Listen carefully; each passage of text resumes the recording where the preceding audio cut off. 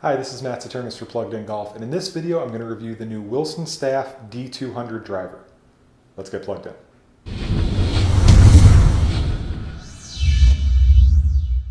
And this is the second generation of metal woods where Wilson is really pushing their right light technology. And the big addition with the D200 driver is adjustability.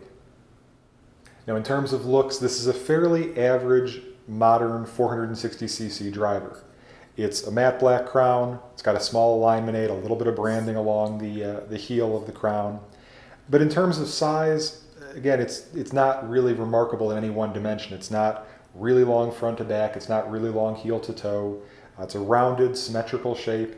The face has good depth to it, but it's not super deep like some of the Players drivers you see out there. Overall, it's just a nice, average-looking, average-sized club head that should give a lot of confidence to all different players. Now, in terms of sound, this is a louder driver. It's got more of that hot, explosive sound to it. The nice part is it's not a real shrill, metallic sound. It's got a good sound to it, even though it is a little loud.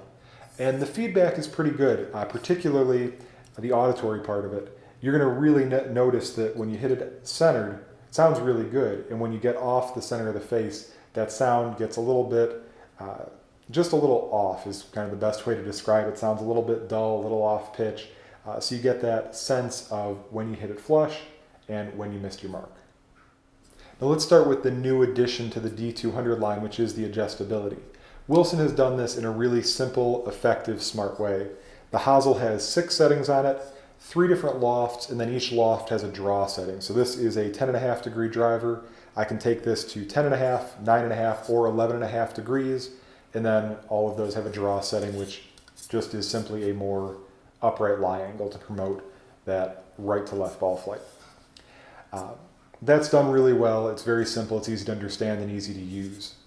The other part of this driver, which is continuing forward from that D100 line, is the right light, which is basically the idea that lighter golf clubs perform better. You're able to swing them faster with the same effort and swing them better. This is a very light shaft. It's a version of the UST Elements Chrome, sub 50 gram shaft. It's a very light grip and light head. And what's nice about this club is that even though it is all very, very light, it's the lightest adjustable driver out, the swing weight is still good. It's at a D2. So that means that when you're swinging the club, you're still going to have a sense of where this club head is. It's not going to feel like you're just swinging air.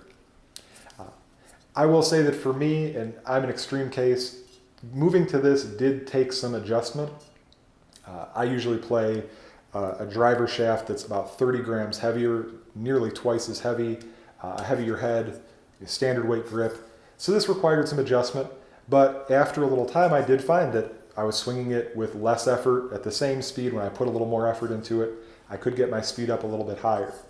So if you are looking to pick up more club head speed, having a lightweight club like this is definitely an advantage. The other 2 things that are worth mentioning, this is a very forgiving club head, especially early on. I was hitting this all over the face, and I found that the ball speed still stayed pretty high. The last thing which really surprised me is how low spin this is. Often, I still expect that forgiving drivers are going to be high spin. Definitely not the case with this. I hit a number of shots that were under 2,000 RPMs, which is really low spin, and that low spin is going to be just as important as the light weight in terms of getting distance. If you have any questions about the Wilson D200 driver, please post them down below and I'll be happy to answer them. And if you like the video, please give it a thumbs up and subscribe to our YouTube channel. You can also follow Plugged In Golf on Twitter, like us on Facebook, and check out pluggedingolf.com for more great golf content. This has been Matt Saternus. Thanks for watching.